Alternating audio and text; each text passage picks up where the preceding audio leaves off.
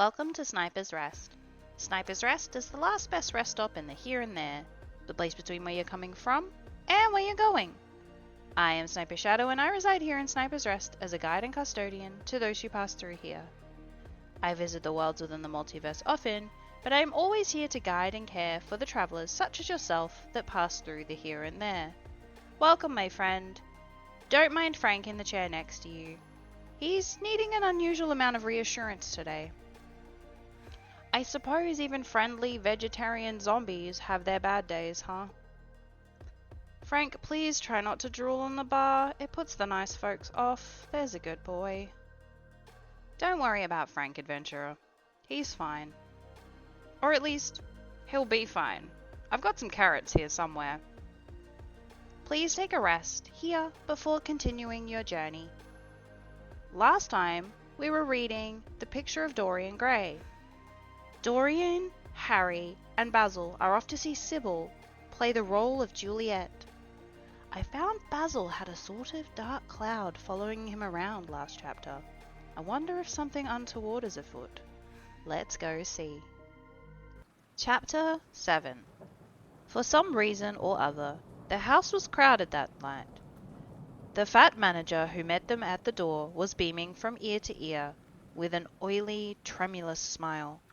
He escorted them to their box with a sort of pompous humility, waving his fat jeweled hand and talking at the top of his voice. Dorian Gray loathed him more than ever. He felt as if he had come to look for Miranda and had been met by Caliban. Lord Henry, upon the other hand, rather liked him. At least he declared he did, and insisted on shaking him by the hand and assuring him that he was proud to meet a man who had discovered a real genius and gone bankrupt over a poet. Hallward amused himself with watching the faces in the pit. The heat was terribly oppressive, and the huge sunlight flamed like a monstrous dahlia with petals of yellow fire. The youths in the gallery had taken off their coats and waistcoats and hung them over the side. They talked to each other across the theatre and shared their oranges with the tawdry girls who sat beside them. Some women were laughing in the pit. Their voices were horribly shrill and discordant. The sound of popping corks came from the bar. "What a place to find one's divinity in," said Lord Henry. "Yes," answered Dorian Gray. "It was here I found her, and she is divine beyond all living things. When she acts you will forget everything. These common rough people, with their coarse faces and brutal gestures, become quite different when she is on the stage. They sit silently and watch her. They weep and laugh as she wills them to do. She makes them as responsive as a violin. She spiritualizes them, and one feels that they are of the same flesh and blood as oneself." "The same flesh and blood as oneself? Oh, I hope not," exclaimed Lord Henry, who was scanning the occupants of the gallery through his opera glass. "Don't pay any attention to him, Dorian," said the painter. "I understand what you mean, and I believe in this girl.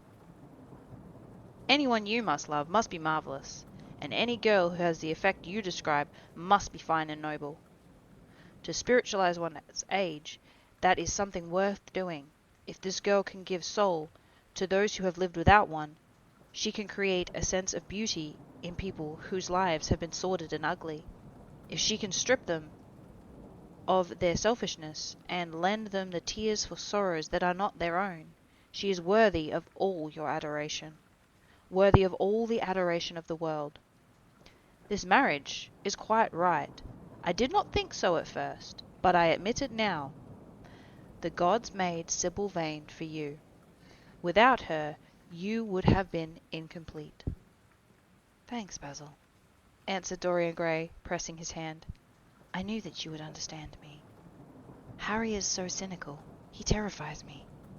But here is the orchestra. It is quite dreadful, but it only lasts for about 5 minutes.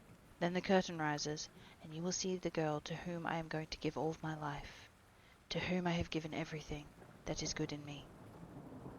A quarter of an hour after, amidst the extraordinary turmoil of applause, Sybil Vane stepped onto the stage.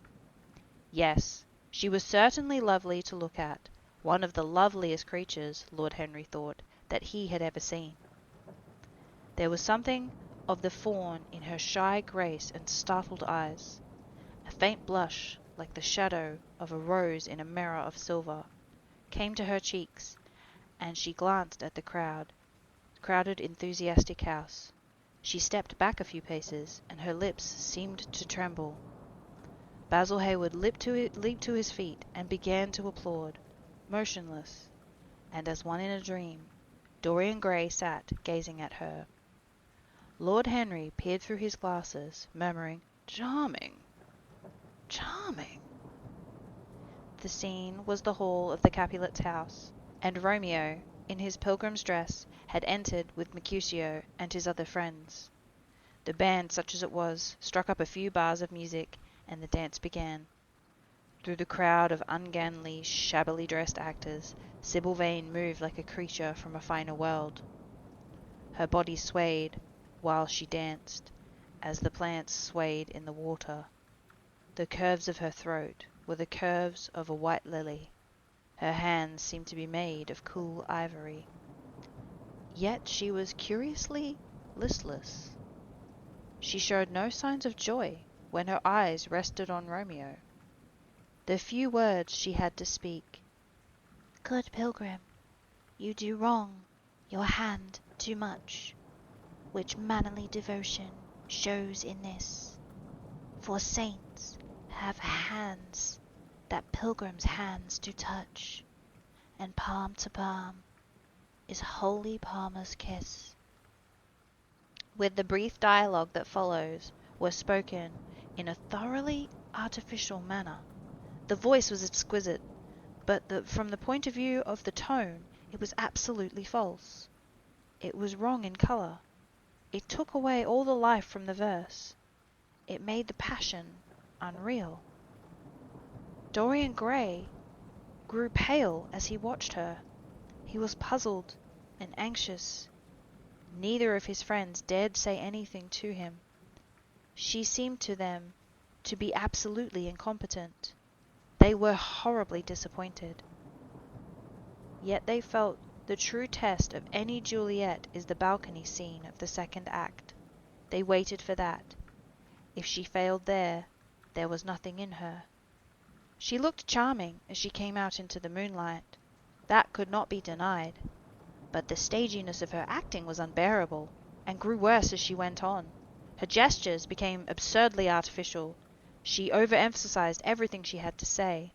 The beautiful passage, "Thou know'st the mark of night is on my face, else would a maiden blush bepaint my cheek. For that which thou hast heard me speak to-night," was declaimed with the painful precision of a schoolgirl who had been taught to recite it by some second-rate professor of elocution. When she leaned over the balcony and came to those wonderful lines, "Although I joy in thee, I have no joy of this contrast to-night. It is too rash, too unadvised, too sudden, too like the lightning which doth cease to be, ere one can say it lightens. Sweet good night. This bud of love by summer's ripening breath may prove a beauteous flower when we next meet." She spoke the words as though they conveyed no meaning to her. It was not nervousness. Indeed, so far from being nervous, she was absolutely self-contained. It was simply bad art. She was a complete failure. Even the common, uneducated audience of the pit and gallery lost their interest in the play. They got restless, and began to talk loudly and to whistle. The manager, who was standing at the back of the dress circle, stamped and swore with rage. The only person unmoved was the girl herself. When the second act was over, there came a storm of hisses, and Lord Henry got up from his chair and put on his coat. "She is quite beautiful, Dorian," he said, "but she can't act. Let us go." "I am going to see the play through," answered the lad, in a hard, bitter voice. "I am awfully sorry that I have made you waste an evening, Harry. I apologize to you both." "My dear Dorian, I should think Miss Vane was ill," interrupted Hallward. "We will come some other night." "I wish she were ill," he rejoined, "but she seems to be simply callous and cold. She has entirely altered. Last night she was a great artist. This evening she is merely commonplace, mediocre actress." "Don't talk like that about anyone you love, Dorian. Love is a more wonderful thing than art." "They are both simply forms of imitation," remarked Lord Henry. "But do let us go, Dorian. You must not stay here any longer. It's not good for one's morals to see bad acting. Besides, I don't suppose you will want your wife to act. So what does it matter if she plays Juliet like a wooden doll? She is very lovely, and if she knows as little about life as she does about acting, she will be a delightful experience. There are only two kinds of people who are really fascinating. People who know absolutely everything, and people who know absolutely nothing. Good heavens, my dear boy, don't look so tragic. The secret of remaining young is to never have an emotion that is unbecoming. Come to the club with Basil and myself. We shall smoke cigarettes and drink to the beauty of Sybil Vane. She is beautiful. What more can you want?" "Go away, Harry," cried the lad. "I want to be alone. Basil, you must go. Ah, can't you see that my heart is breaking?" Hot tears came to his eyes. His lips trembled, and rushing to the back of the box, he leaned up against the wall, hiding his face in his hands. "Let us go, Basil," said Lord Henry, with a strange tenderness in his voice, and the two young men passed out together. A few moments afterwards, the footlights flared up, and the curtain rose on the third act. Dorian Gray went back to his seat. He looked pale and proud and indifferent. The play dragged on and seemed interminable. Half of the audience went out, tramping in heavy boots and laughing. The whole thing was a fiasco. The last act of the play was played to an almost empty bench. The curtain went down on a titter and some groans. As soon as it was over, Dorian rushed behind the scenes to the green room. The girl was standing there alone, with a look of triumph on her face.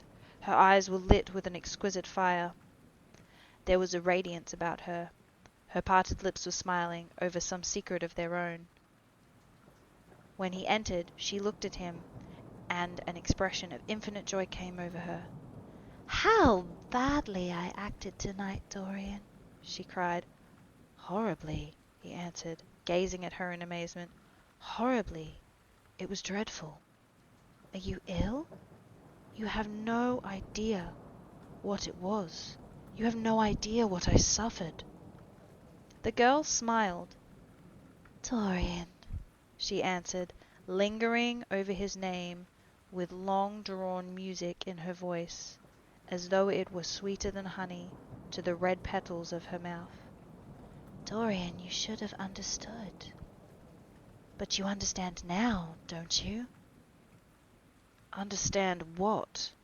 he answered angrily. "Why I was so bad tonight. Why I shall always be bad. Why I shall never act well again."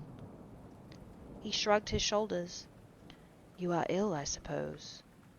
When you are ill, you shouldn't act. You make yourself ridiculous. My friends were bored. I was bored." She seemed not to listen to him. She was transfigured with joy. An ecstasy of happiness dominated her. "Dorian, Dorian," she cried, "before I knew you, acting was the only reality of my life. It was only in the theatre that I lived. I thought that was all true. I was Rosalind one night, and Portia the other. The joy of Beatrice was my joy, and the sorrows of Cordelia were mine also. I believed in everything. The common people who acted with me seemed to me to be godlike. The painted scenes were my world. I knew nothing but shadows, and I thought them real. And then you came, oh my beautiful love, and you freed my soul from its prison. You taught me what reality really is. Tonight, for the first time in my life, I saw through the hollowness, the sham, the silliness of the empty pageant in which I had always played. Tonight, for the first time, I became conscious that Romeo was hideous and old and painted, that the moonlight in the orchard was false, the scenery was vulgar, and that the words I had to speak were unreal. They were not my words, were not what I wanted to say. You brought me to something higher, something of which all art is but a reflection. You made me understand what love really is. My love, my love, my Prince Charming, Prince of life, I have grown sick of shadows. You are more to me than all art can ever be. What have I to do with the puppets of a play? When I came on tonight, I could not understand how it was that everything had gone from me. I thought that I was going to be wonderful, but I found that I could do nothing. Then suddenly it dawned on my soul what it all meant. The knowledge was exquisite to me. I heard them hissing and I smiled. What could they know of a love such as ours? Take me away, Dorian. Take me with you, where we can be quite alone. I hate the stage. I might mimic a passion that I do not feel, but I cannot mimic the one that burns in me like fire. Oh, Dorian, Dorian, do you understand now what it signifies? Even if I could do it, it would be a profanation for me to be playing at being in love. You have made me see that. He flung himself down on the sofa and turned his face away. You have killed my love, he muttered. She looked at him and laughed. He made no answer. She came across to him and with her little fingers stroked his hair. She knelt down and pressed his hands to her lips. He drew them away and a shudder ran through him. Then he leaped up and went to the door. Yes, he cried, you have killed my love. You used to stir my imagination. Now you don't even stir my curiosity. You simply produce no effect. I loved you because you were marvelous, because you had genius and intellect, because you realized the dream of great poets and gave shape and substance to the shadows of art. You have thrown it all away. You are shallow and stupid. My God, how mad I was to love you. What a fool I have been. You are nothing to me now. I will never see you again.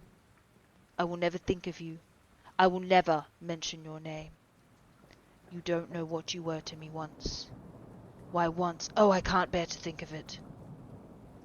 I wish I had never laid eyes upon you. You have spoiled the romance of my life. How little can you know of love if you say it mars your art? Without your art, you are nothing. I would have made you famous, splendid, magnificent. The world would have worshipped you, and you would have borne my name. What are you now? A third-rate actress with a pretty face. The girl grew white and trembled. She clenched her hands together, and her voice seemed to catch in her throat. You are not serious, Dorian. she murmured. You are acting. Acting? I will leave that to you, since you do it so well, he answered bitterly. She rose from her knees, and with a piteous expression of pain in her face, came across the room to him. She put her hand upon his arm and looked into his eyes. He thrust her back. "Don't touch me!" he cried. A low moan broke from her, and she flung herself at his feet, and lay there like a trampled flower. Dorian, Dorian, don't leave me, she whispered. I am so sorry I didn't act well. I was thinking of you the whole time, but I will try, indeed, I will try. It came so suddenly across me, my love for you. I think I should never have known it if you had not kissed me, if we had not kissed each other. Kiss me again, my love. Don't go away from me, I couldn't bear it. Oh, don't go away from me, my brother. No, never mind. He didn't mean it. He was in jest. But you, oh, you can't forgive me for tonight? I will work so hard and try to improve. Don't be cruel to me because I love you better than anything in the world. After all, it is only once that I have not pleased you. But you are quite right, Dorian. I should have shown more myself, more of an artist. It was foolish of me, and yet I couldn't help it. Oh, don't leave me. Don't leave me. A fit of passionate sobbing choked her. She crouched on the floor like a wounded thing, and Dorian Gray, with his beautiful eyes, looked down on her, his chiseled lip curled in exquisite disdain. There is always something ridiculous about the emotions of people whom one has ceased to love. Sybil Vane seemed to him to be absurdly melodramatic. Her tears and sobs annoyed him.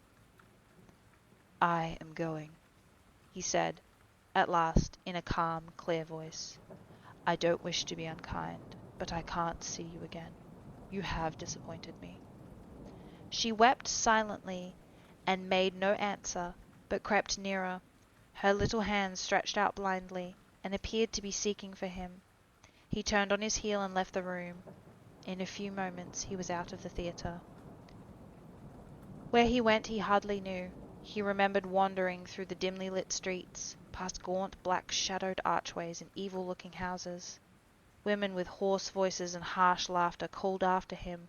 Drunkards had reeled by, cursing and chatting to themselves like monstrous apes. He had seen grotesque children huddled upon doorsteps, heard shrieks and oaths from gloomy courts. As the dawn was just breaking, he found himself close to Covent Garden. The darkness lifted, and flushed with faint fires, the sky hollowed itself into a perfect pearl. Huge carts filled with nodding lilies rumbled slowly down the polished, empty street. The air was heavy with the perfume of the flowers, and their beauty seemed to bring him an anodyne for his pain. He followed into the market and watched the men unloading their wagons. The white-smocked carter offered him some cherries. He thanked him, and wondered why he refused to accept any money for them. He began to eat them listlessly. They had been plucked at midnight, and the coldness of the moon had entered into them. A long line of boys, carrying crates of striped tulips and of yellow and red roses, defiled in front of him, threading their way through the huge jade-green piles of vegetables. Under the portico, with its grey sun-bleached pillars, loitered a troop of draggled bare-headed girls, waiting for the auction to be over. Others crowded around the swinging doors of the coffee-house in the piazza. The heavy cart-horses slipped and stamped upon the rough stones, shaking their bells and trappings.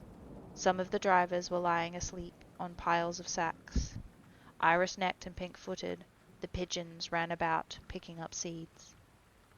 After a little while he hailed a hansom and drove home. For a few moments he loitered on the doorstep, looking around at the silent square, with its blank, close-shuttered windows and its staring blinds. The sky was pure opal now, and the roofs of the houses glistened like silver against it. From some chimney opposite a thin reef of smoke was rising. It curled, a violent rebrand, through the narc-coloured air. In the huge gilt Venetian lantern, spoil of some Doge barge, that hung from the ceiling of the great oak-panelled hall of entrance, lights were still burning from 3 flickering jets. 3 thin blue petals of flame, they seemed to be rimmed with white fire. He turned them out, and having thrown his hat and cape on the table, passed through the library towards the door of his bedroom. A large octagonal chamber on the ground floor that his new-born feeling of voluptuary he had just decorated for himself, and hung with some curious Renaissance tapestries that had been discovered stored in the attic disused at Selby Royal. As he was turning the handle of the door, his eye fell upon the portrait Basil Hallward had painted of him. He started back as if in surprise. Then he went into his own room, somewhat puzzled. After he had taken the buttonhole out of his coat, he seemed to hesitate. Finally, he came back, went over to the picture and examined it. In the dim, arrested light that struggled through the cream-coloured silk blinds, the face appeared to him to be a little changed. The expression looked different. One would have said that there was a touch of cruelty to the mouth. It certainly was strange. He turned around, walking up to the window, drew up the blind. The bright dawn flooded the room, and swept the fantastic shadows into the dusky corners, where they lay, shuddering. But the strange expression that he had noted on the face of the portrait seemed to linger there, to be more intensified even. The quivering ardent sunlight showed him the lines of cruelty around the mouth, as if he had clearly been looking into the mirror after he had done some dreadful thing. He winced, and taking up from the table an oval glass framed in ivory cupids, one of Lord Henry's many presents to him, he glanced hurriedly into its polished depths. No line like that warped his red lips. What did it mean? He rubbed his eyes and came closer to the picture and examined it again. There were no signs of any change when he looked into the actual painting.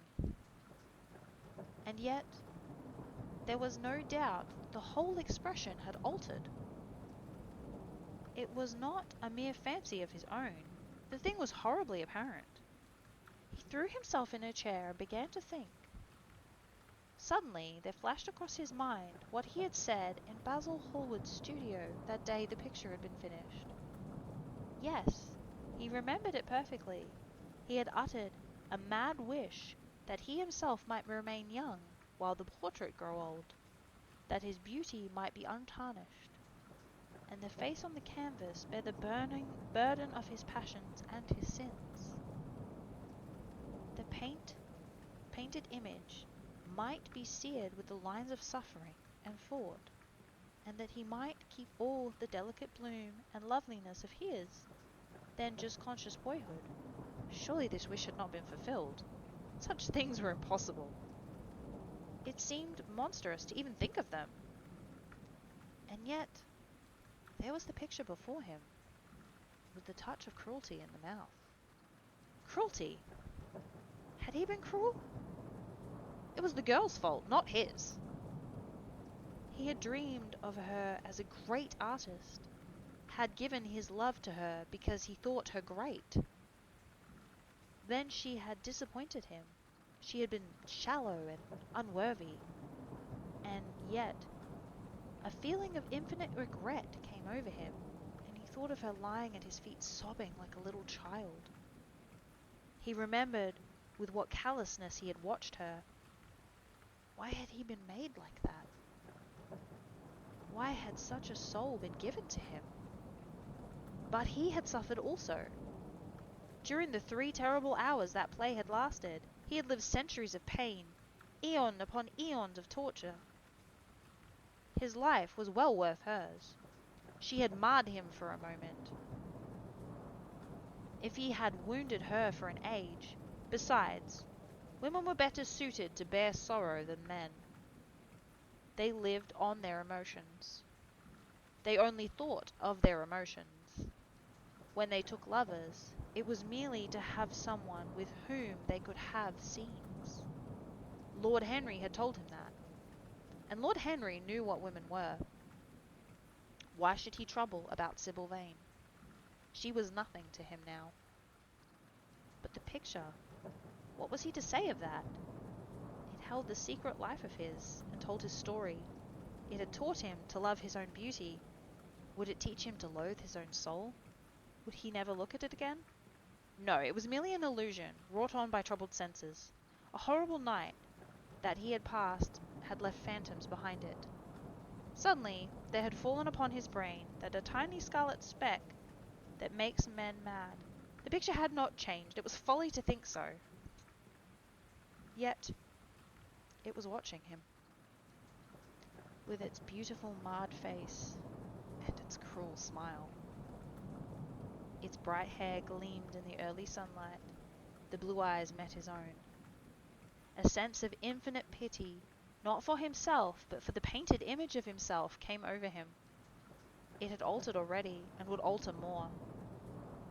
Its gold would wither into grey. Its red and white roses would die. For every sin that he committed, a stain would fleck and wreck its fairness. But he would not sin. The picture, chained or unchanged, would be him, the visible emblem of conscience. He would resist temptation. He would not see Lord Henry any more, would not, at any rate, listen to those subtle, poisonous theories that in Basil Hallward's garden had first stirred with him the passion for impossible things. He would go back to Sybil Vane, make her amends, marry her, and try to love her again. Yes, it was his duty to do so. She must have suffered more than he had, poor child. He had been selfish and cruel to her. The fascination that she had exercised over him would return. They would be happy together. His life with her would be beautiful and pure. He got up from his chair and drew a large screen right in front of the portrait, shuddering as he glanced at it. How horrible, he murmured to himself.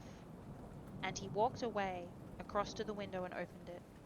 He stepped out onto the grass, and he drew a deep breath. The fresh morning air seemed to drive away all his sombre passions. He thought only of Sybil. A faint echo of his love came back to him. He repeated her name over and over again. The birds that were singing in the dew-drenched garden seemed to be telling the flowers about her. Chapter 8. It was long past noon when he awoke. His valet had crept several times on tiptoe into the room to see if he was stirring, and had wondered what made his young master sleep so late.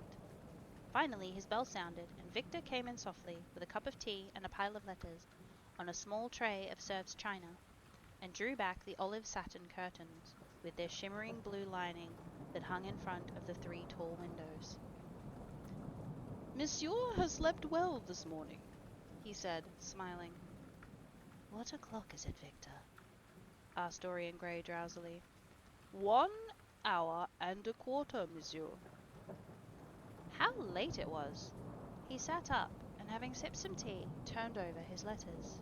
One of them was from Lord Henry, and had been brought in by hand that morning. He hesitated for a moment, then put it aside.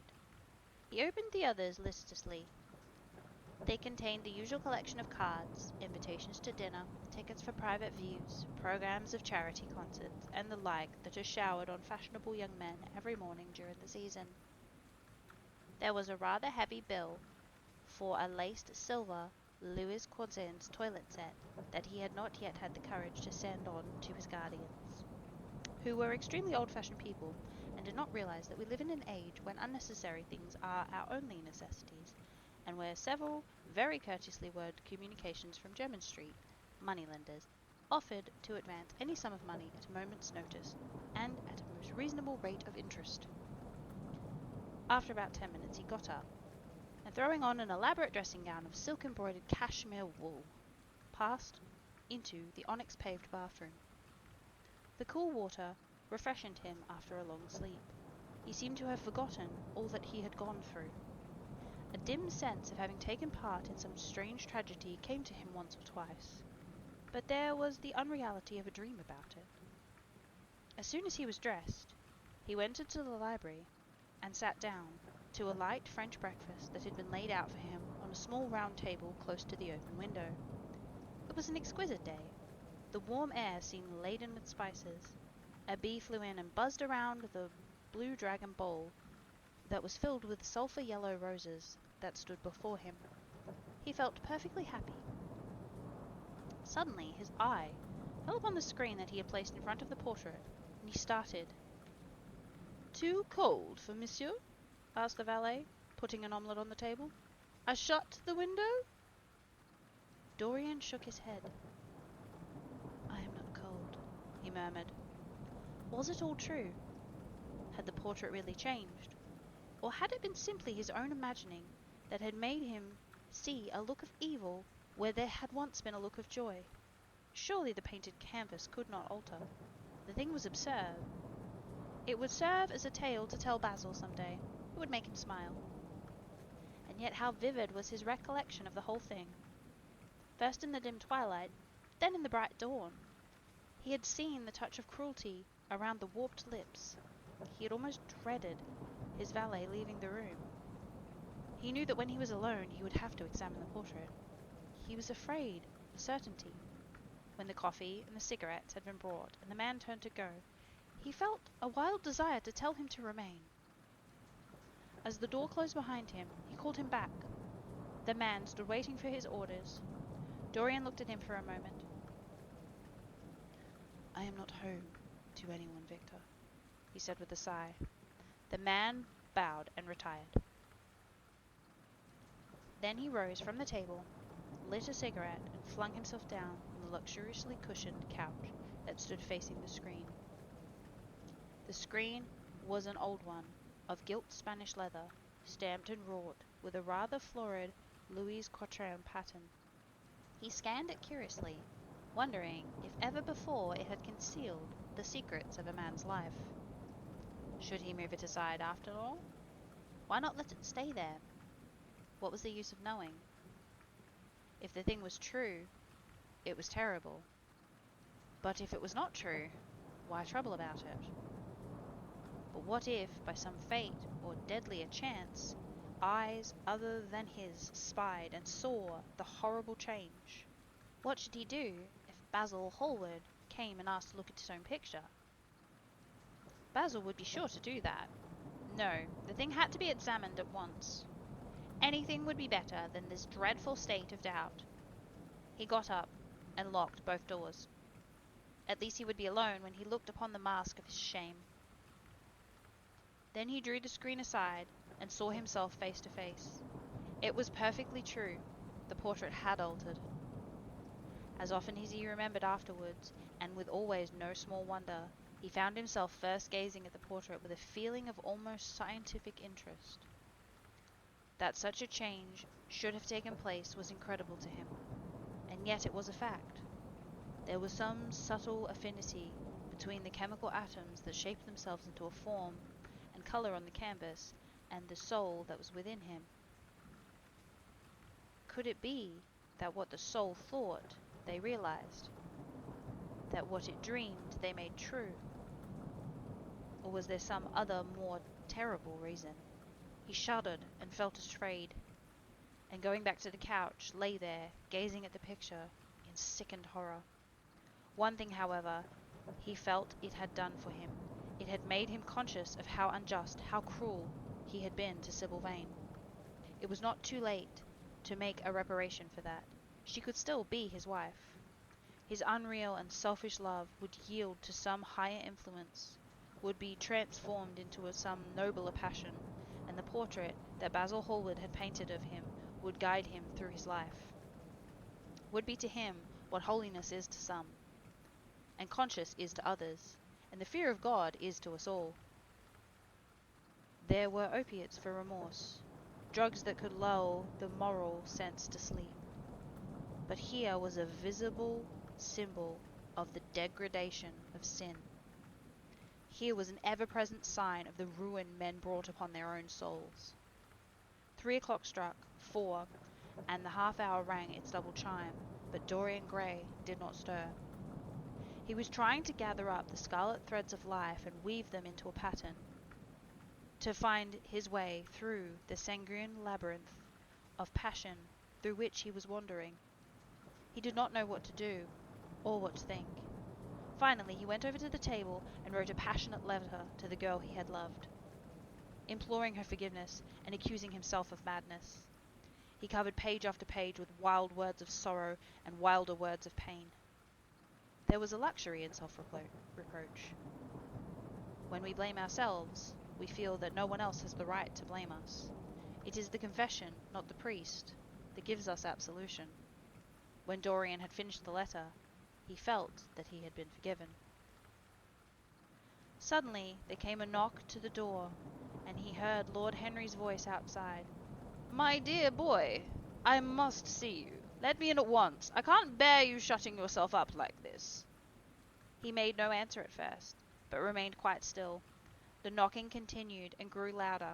Yes, it was better to let Lord Henry in, and to explain to him the new life he was going to lead. To quarrel with him, if it became necessary to quarrel. To part, if parting was inevitable. He jumped up, drew the screen hastily across the picture, and unlocked the door. I am so sorry for it all, Dorian, Lord Henry said as he entered, but you must not think too much about it. Do you mean Sybil Vane? Asked the lad. Yes, of course, answered Lord Henry, sinking into the chair and slowly pulling off his yellow gloves. It is dreadful, from one point of view, but it is not your fault. Tell me, did you go behind and see her after the play was over? Yes. I felt sure you had. Did you make a scene with her?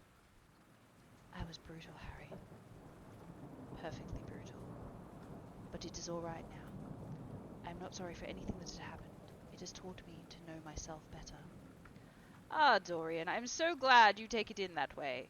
I was afraid I would find you plunged in remorse and tearing that nice curly hair of yours. I've got through all that, said Dorian, shaking his head and smiling.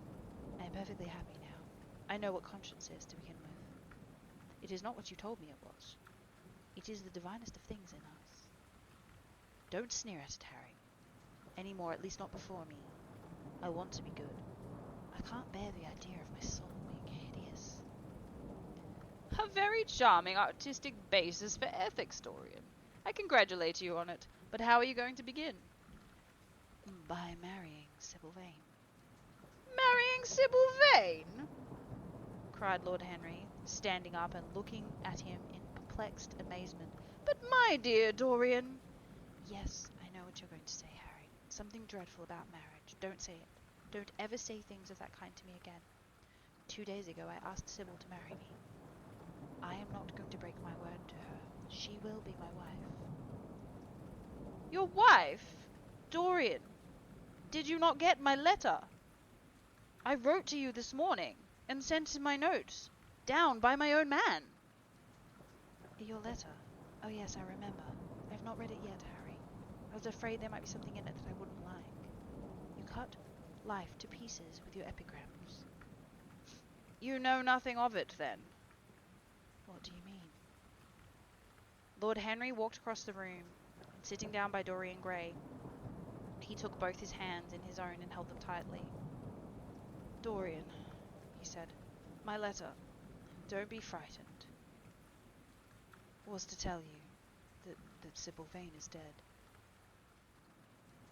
A cry of pain broke from the lad's lips, and he leapt to his feet, tearing his hands away from Lord Henry's grasp.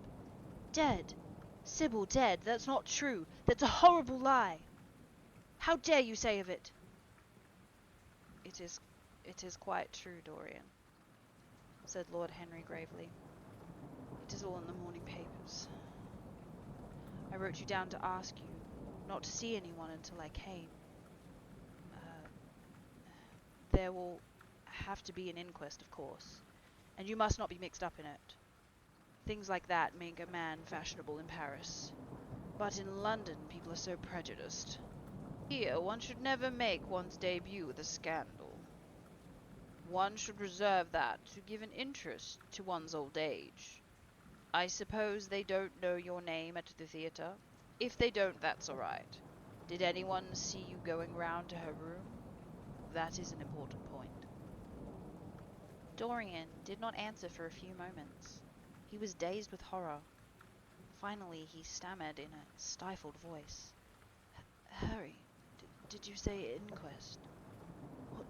What did you mean by that? Did Sybil... Oh, Harry, I can't bear it. Be quick. Tell me everything at once. I have no doubt that it was not an accident, Dorian, though it must be put in that way to the public. It seems that she was leaving the theatre with her mother, about 12:30 or so. She said she had forgotten something upstairs. They waited some time for her, but she did not come down again. Ultimately, they found her lying dead on the floor of her dressing room. She had swallowed something by mistake. Some dreadful thing they use at the theatres. I don't know what it was, but it had either prussic acid or white lead in it. I should fancy that it was prussic acid, as she seems to have died instantaneously. Harry, it is terrible! Cried the lad. Yes, it is very tragic, of course, but you must not get yourself mixed up in it. I see by the standard that she was 17. You should have thought she was almost younger than that. She looked a child, and seemed to know so little about acting. Dorian, you mustn't let this thing get on your nerves. You must come and dine with me, and afterwards we will look in at the opera. It is a Patty night, and everybody will be there. You can come to my sister's box. She has got some smart women with her. So I have murdered Sybil Vane, Dorian said, half to himself. Murdered her as surely as if I had cut her little throat with a knife. Yet the roses are not less lovely for all that. The birds sing just as happily in my garden. And tonight I am to dine with you and then go to the opera and sup somewhere, I suppose, afterwards. How extraordinarily dramatic life is. If I had read this all in a book, Harry, I would think I would have wept over it. Somehow, now that it has actually happened, and to me, it seems far too wonderful for tears. Here is the first passionate love letter I have ever written in my life. Strange that my first passionate love letter should be addressed to a dead girl. Can they feel, I wonder? Those white, silent people we call the dead. Sybil! Can she feel, or know, or listen? Oh, Harry, how I loved her once. It seems years ago to me now. She was everything to me. Then came that dreadful night. Was it really only last night, when she played so badly and my heart almost broke? She explained it all to me. It was terribly pathetic. But I was not moved a bit. I thought her shallow. Suddenly, something happened that made me afraid. I can't tell you what it was, but it was terrible. I said I would go back to her. I felt I had done wrong. And now she is dead. My God, Harry, what shall I do? You don't know the danger I am in. There is nothing to keep me straight. She would have done that for me. She had no right to kill herself. It was selfish of her. My dear Dorian, answered Lord Henry, taking a cigarette from his case and producing a golden latten matchbox. The only way a woman can ever reform a man is by boring him so completely that he loses all possible interest in life. If you had married this girl, you would have been wretched. Of course, you would have treated her kindly. One can always be kind to people about whom one cares nothing. But she would have soon found out that you were absolutely indifferent to her. And when a woman finds out that about her husband, she either becomes dreadfully dowdy or wears very smart bonnets that some other woman's husband has to pay for. I say nothing about the social mistake, which would have been abject, which of course I would have not allowed. But I assure you that in any case the whole thing would have been an absolute failure. I suppose it would, muttered the lad, walking up and down the room and looking horribly pale. But I thought it was my duty. It is not my fault that this terrible tragedy has prevented my doing what was right. I remember your saying once that there is a fatality about good resolutions, that they are always made too late. Mine certainly were. Good resolutions are useless attempts to interfere with scientific laws. Their origin is pure vanity. Their result is absolutely nil. They give us now and then some of those luxurious sterile emotions that have a certain charm for the weak. That is all that can be said for them. They are simply checks that men draw on a bank where they have no account. Harry, cried Dorian Gray, coming over and sitting down beside him. Why is it that I cannot feel this tragedy as much as I want to? I don't think I am heartless. Do you? You have done too many foolish things during the last fortnight to be entitled to give yourself that name, Dorian, said Lord Henry, with his sweet, melancholy smile. The lad frowned. I don't like that explanation, Harry, he rejoined, but I am glad you don't think I am heartless. I am nothing of the kind. I know I am not. And yet, I must admit that this thing that has happened does not affect me as it should. It seems to me simply to be like a wonderful ending to a wonderful play. It has all the terrible beauty of a Greek tragedy, a tragedy in which I took great part, but by which I have not been wounded.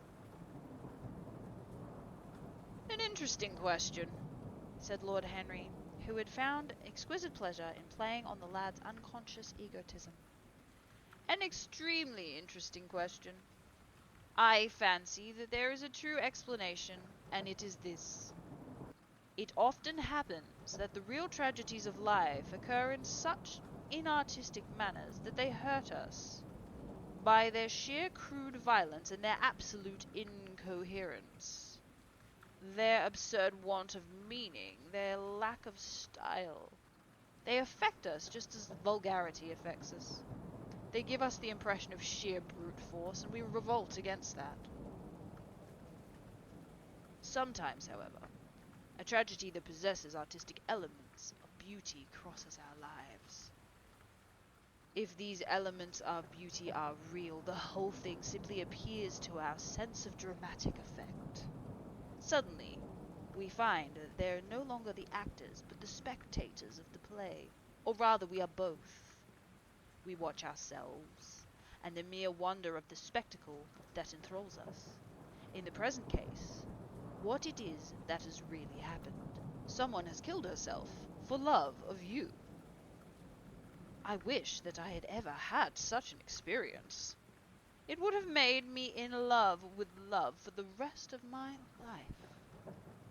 The people who have adored me, there have not been very many, but there have been some, have always insisted on living on long after I have ceased to care for them, or they to care for me. They have become stout and tedious when I meet them. They go on at once for reminiscences. That awful memory of woman. What a fearful thing it is! What an utter intellectual stagnation it reveals! One should absorb the colour of life, but one should never remember its details. Details are always vulgar. I must sow poppies in my garden, sighed Dorian. There is no necessity, rejoined his companion. Life has always poppies in her hands, and, of course, now and then things linger. I once wore nothing but violets all throughout one season, as a form of artistic mourning for the romance that would not die. Ultimately, however, it did die. I forget what killed it. I think it was her proposing to sacrifice the whole world for me. That is always a dreadful moment. It fills one with the terror of eternity. Well, would you believe it? A week ago, at Lady Hampshire's, I found myself seated at dinner next to the lady in question, and she insisted on going over the whole thing again and digging up the past and breaking up the future. I had buried my romance in a bed of asphodel.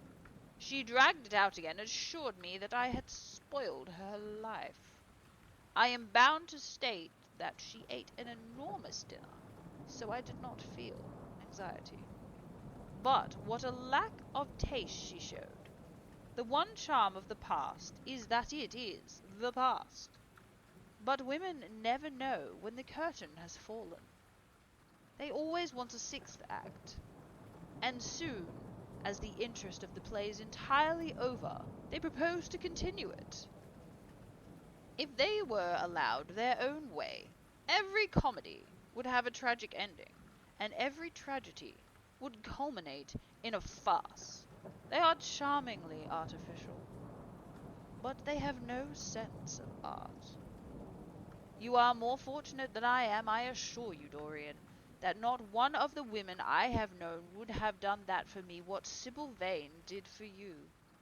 Ordinary women always console themselves. Some of them do it by going on for sentimental colours. Never trust a woman who wears mauve, and whatever her age may be, or a woman over 35 who is fond of pink ribbons. It always means they have a history. Others find great consolation in suddenly discovering the good qualities of their husbands. They flaunt their conjugal felicity in one's face, as if it were the most fascinating of sins. Religion consoles some. Its mysteries have all the charm of flirtation, a woman once told me, and I can quite understand it.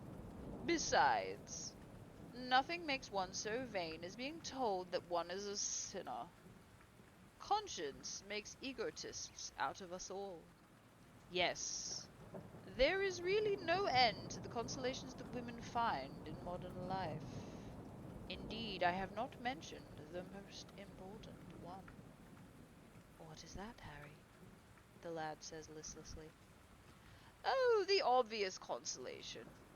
Take someone else's admirer when one loses one's own. In good society, that always whitewashes a woman. But really, Dorian, how different Sybil Vane must have been from all the woman one meets. There is something to me quite beautiful about her death. I am glad I am living in a century where such wonders happen. They make one believe in the reality of things we all play with, such as romance, passion, and love. I was terribly cruel to her. You forget that. I am afraid that women appreciate cruelty, downright cruelty, more than anything else. They have a wonderfully primitive instinct. We have emancipated them, but they remain slaves looking for their masters all the same. They love being dominated. I am sure you were splendid. I have never seen you really and absolutely angry, but I can fancy how delightful you looked. And after all, you said something to me the day before yesterday that seemed to me at the time merely fanciful. But now I see that it was absolutely true, and it holds the key to everything. What is that, Harry? You said to me that Sybil Vane represented to you all the heroines of romance, that she was Desdemona one night and Ophelia the other, that if she died as Juliet, she came to life as Imogen. She will never come to life again now, muttered the lad, burying his face in his hands. No, she will never come to life. She has played her last part, but you must think of that lonely death in the tawdry dressing room. Simple and strange, lurid fraction from some Jacobean tragedy, as wonderful as a scene from Webster, or Ford, or Cyril Tourneur. The girl never really lived, And so she never really died. To you, at least, she was always a dream, a phantom that flitted through Shakespeare's play and left them lovelier for its presence. A reed through which Shakespeare's music sounded richer and more full of joy. The moment she touched actual life, she marred it, and it marred, and so she passed away. Mourn for Ophelia if you like. Put ashes on your head because Cordelia was strangled. Cry out against the heavens because the daughter of Barabantio died. But don't waste your tears over Sybil Vane. She was less real than they are. There was a silence.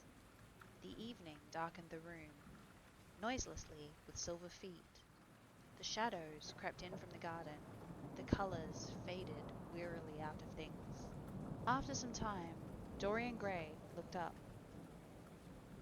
You have explained me to myself, Harry, He murmured, with something of a sigh of relief. I felt all that you have said, but somehow I was afraid of it, and I could not express it to myself. How well you know me! But we will not talk again of what has happened. It has been a marvelous experience. That is all. I wonder if life has in store for me anything else as marvelous. Life has everything in store for you, Dorian. There is nothing that you, with your extraordinarily good looks, will not be able to do. But I suppose, Harry, I became haggard and old and wrinkled. What then? Ah, then, said Lord Henry, rising to go. Then, my dear Dorian, you would have to fight for your victories. As it is, they are brought to you. No, you must keep your good looks. We live in an age that reads too much to be wise, that thinks too much to be beautiful. We cannot spare you. And now you had better dress and drive down to the club. We are rather late as it is. I think I shall join you at the opera, Harry. I feel too tired to eat anything. What is the number of your sister's box? 27, I believe. It is on the grand tier. You will see her name on the door. But I am sorry that you won't come and dine. I don't feel up to it, said Dorian listlessly. but I am awfully obliged to you for all that you have said to me. You are certainly my best friend. No one has ever understood me as you have. We are only at the beginning of our friendship, Dorian, answered Lord Henry, shaking him by the hand. Goodbye, and I shall see you before 9:30, I hope. Remember, Patty is singing. As he closed the door behind him, Dorian Gray touched the bell, and in a few minutes Victor appeared with the lamps and drew the blinds down. He waited impatiently for him to go. The man seemed to take an indeterminable amount of time over everything. As soon as he had left, he rushed to the screen and drew it back. No, there was no further change in the picture. It had received the news of Sybil Vane's death before he had known of it himself. It was conscious of events of life as they occurred. The vicious cruelty that marred the fine lines of the mouth had, no doubt, appeared at the very moment that the girl had drunk the poison, whatever it was. Or was it indifferent to results? Did it merely take the cognizance of what passed within the soul? He wondered and hoped that some day he would see the change taking place before his very eyes, shuddering as he hoped it. Poor Sybil! What a romance it had all been! She had often mimicked death on stage. Then death himself had touched her and taken her away with him. How she had played that last dreadful scene! Had she cursed him as she died? No, she had died for the love of him, and love would always be the sacrament to him now. She had atoned for everything by the sacrifice she had made of her life. He would not think any more of what she had made him go through. on that horrible night at the theatre. When he thought of her, it would be as a wonderful tragic figure set on the world's stage to show the supreme reality of love. A wonderful, tragic figure. Tears came to his eyes as he remembered her childlike look, her winsome, fanciful ways, and her shy, tremulous grace. He brushed them away hastily and looked again at the picture. He felt that the time had really come for making his choice. Or had his choice already been made? Yes, life had decided that for him. Life. And his own infinite curiosity about life. Eternal youth, infinite passion, pleasures subtle and secret, wild joys and wilder sins. He had to have all these things. The portrait was to bear the burden of his shame. That was all. A feeling of pain crept over him as he thought of the desecration that it was in store for the fair, fine face on the canvas. Once, in boyish mockery of Narcissus, he had kissed, or feigned to kiss, those painted lips that now smiled so cruelly at him. Morning after morning, he sat before the portrait, wondering at its beauty, almost enamored of it, as it seemed to him at times was to alter now with every mood to which he yielded. Was it to become a monstrous, loathsome thing to be hidden away in a locked room, to be shut out from sunlight that had so often touched the brighter gold waving in the wonders of his hair? The pity of it. The pity of it. For a moment, he thought of praying that the horrible sympathy that existed between him and the picture might cease. It had changed in answer to the prayer. Perhaps in answer to a prayer it might remain unchanged. And yet, who, that he knew anything about life, would surrender the chance of remaining always young, however fantastic that chance might be? Or with what fateful consequences it might be fraught? Besides, was it really under his control? Had it indeed been a prayer that had produced the substitution? Might there not be some curious scientific reason for it all? If thought could exercise its influence upon a living organism, might not thought exercise influence upon a dead and inorganic thing? Nay, without the thought or conscious desire, might not things external to ourselves vibrate in unison with our moods and passions, atom calling to atom, in secret love or strange affinity? But the reason was of no importance. He would never again tempt by a prayer any terrible power. If the picture was to alter, it was to alter. That was all. Why inquire too closely into it? For there would be a real pleasure in watching it. He would be able to follow in his mind, into its secret places.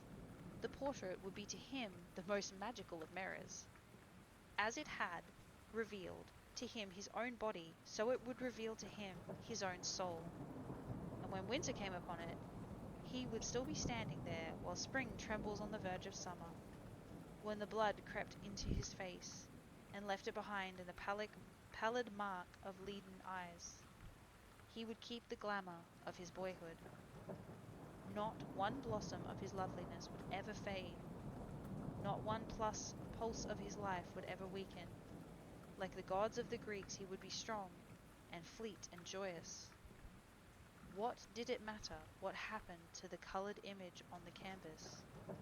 He would be safe, and that was everything. He drew the screen back to its former place in front of the picture, smiling at his ditto, and passed into his bedroom, where his valet was already ready and waiting for him. An hour later, he was at the opera, and Lord Henry was leaning over his chair. That concludes our tale for this week, my friend. Please return next week and we will continue our journey through The Picture of Dorian Gray by Oscar Wilde. If you wish to rest some more, please find a space that suits you, whether you curl up by the fire, partake in some food and beverages in our kitchen, take a nap in one of our many rooms, or take a stroll around the garden. Please know you are always welcome at Sniper's Rest, my friend. If you are continuing your journey, the multiverse has a variety in store for you today. To the north, Time to immerse yourself in a mystical, overgrown realm. Embark on a serene adventure, embrace the tranquility of the world around you, and uncover the truths the amazing place has to offer you. Enjoy, my friend. To the west, travel through two different time periods, vastly different from one another. Two people, interconnected throughout space and time. Decisions made affect both. Choose wisely, adventurer. To the east, lose yourself in a magical tale of magic and wonder. But be warned, nothing is quite as it seems. Shadows seem to lurk in this place, and be cautious of a man who sells you your wildest dreams. And if you are making your own way out there, good luck, my friend, wherever you end up, wherever you come from, and wherever you're going. Thank you for spending some time here with us at Sniper's Rest. Remember to take care of yourself, be kind to others, hydrate, take a moment to look out into the world and marvel at how incredible it all is. How incredible you are, friend. Until next time, please take care on your way.